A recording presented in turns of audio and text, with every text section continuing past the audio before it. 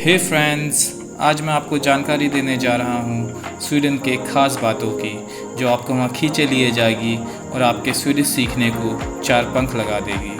Sweden Europe के उत्तर में बसा एक बेहद ही खूबसूरत देश है जिसे किंगडम ऑफ स्वीडन भी कहा जाता है। इसके उत्तर और पश्चिम में पड़ोसी देश नॉर्वे है, वहीं पूर्व में फिनलैंड और दक्षिण पश्चिम में डेनमार्क है जो कि ब्रिजों और सुरंगों से जुड़ा है।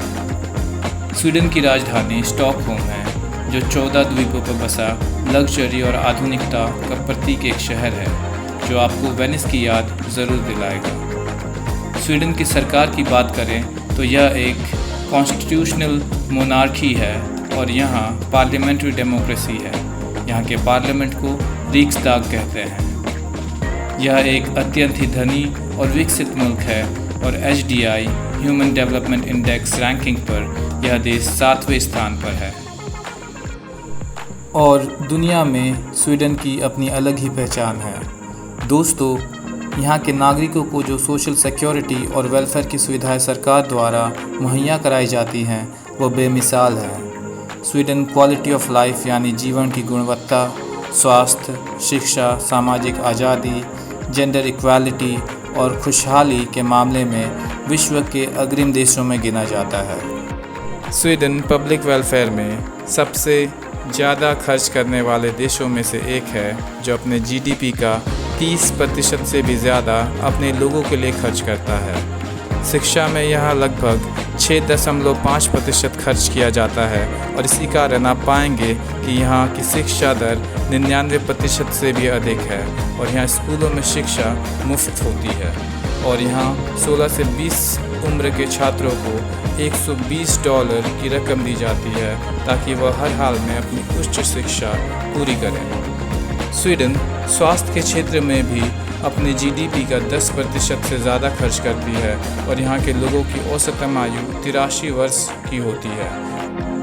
अगर अब बात करें आर्थिक असमानता की तो इसका जिनी कोफिशिएंट काफ़ी कम है जो दर्शाता है कि यहाँ के लोगों में आर्थिक असमानता ना के बराबर है। फिर बात करें सोशल प्रोग्रेस इंडेक्स की तो यह सोशली मोस्ट एडवांस्ड कंट्रीज़ में से एक माना जाता है और विश्व की खुशहाली मानक में यह हमेशा टॉप 10 कंट्रीज़ में शामिल रहा है। यहाँ के लोग स्ट्रेस फ्री और काफ़ी खुशहाल ज़िंदगी का आनंद लेते हैं।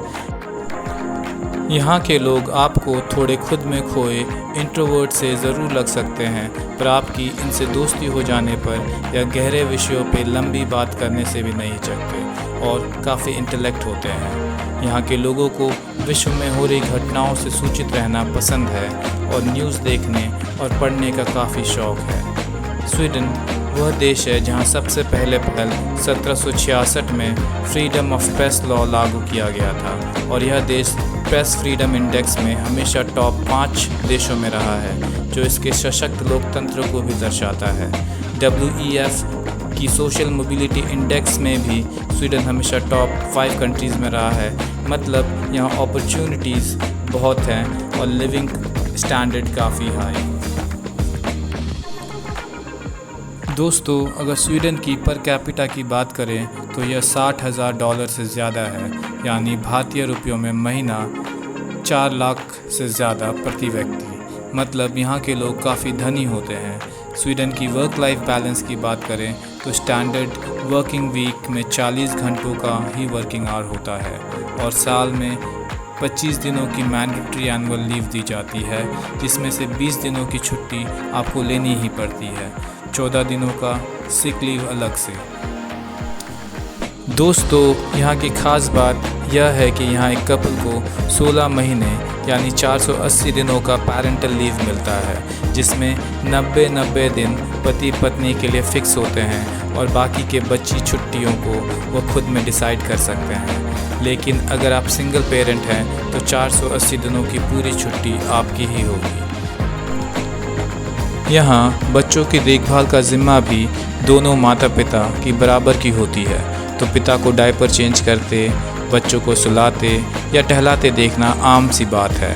स्वीडन में बच्चों के हक अधिकारों को भी बड़ी गंभीरता से लिया जाता है और यह पहले उन देशों में शुमार है जहां बच्चों को किसी भी तरीके की शारीरिक पीड़ा देना, पीटना कानूनन अपराध है, जिसके चलते माता पिता, अध्यापक या किसी को भी जुर्माना या जेल तक हो सकती है।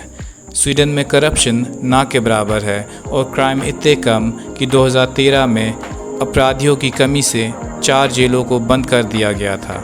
आपको जानकर हैरानी होगी कि यह देश स्वीडन 200 सालों से भी ज़्यादा से किसी भी युद्ध में शामिल नहीं हुआ और काफ़ी शांतिप्रिय देश है। और एक शांतिप्रिय देश होने के साथ ही यह इकोनॉमिक पावर हाउस भी है। स्वीडन की इकनॉमी में इंजीनियरिंग सेक्टर की 50% की भागीदारी है, फिर टेलीकॉम और ऑटोमोटिव आता है, कृषि की 2% की भागीदारी है और यह एक बड़ा हथियारों का निर्यातक भी है। इसके एक्सपोर्ट में बड़ा हिस्सा म्यूज़िक का भी है।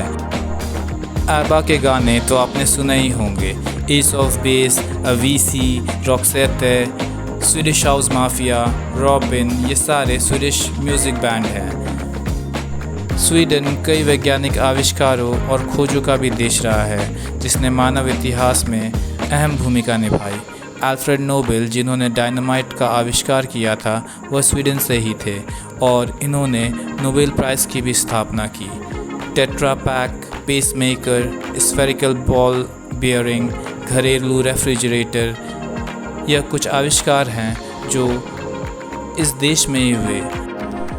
यहाँ तक कि जो जिप आप ऊपर नीचे करते रहते हैं, वो भी स्वीडन में ही आविष्कार किया गया था।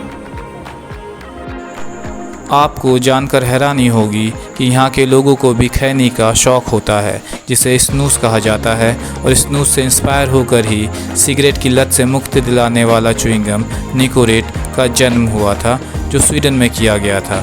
स्वीडन के कुछ बड़े बिजनेस ब्रांड्स की बात करें तो Volvo, IKEA, H&M, Ericsson, Electrolux, Scania AB, Spotify को तो आप सब जानते ही होंगे, जो विश्व प्रसिद्ध हैं और अपने क्वालिटी उत्पाद एवं सेवाओं के लिए जाने जाते हैं। स्वीडन की एक और दिलचस्प बात यह है कि यहाँ के लोग एनिमेशन यानी कार्टून देखना पसंद करते हैं और इनका favourite cartoon character Mickey mouse या पोकेमॉन नहीं है, यह डोनाल्ड डक है। जी हाँ, क्रिसमस में स्वीडिश फैमिली मिलकर डोनाल्ड डक की क्रिसमस सीरीज़ देखना काफ़ी पसंद करती है।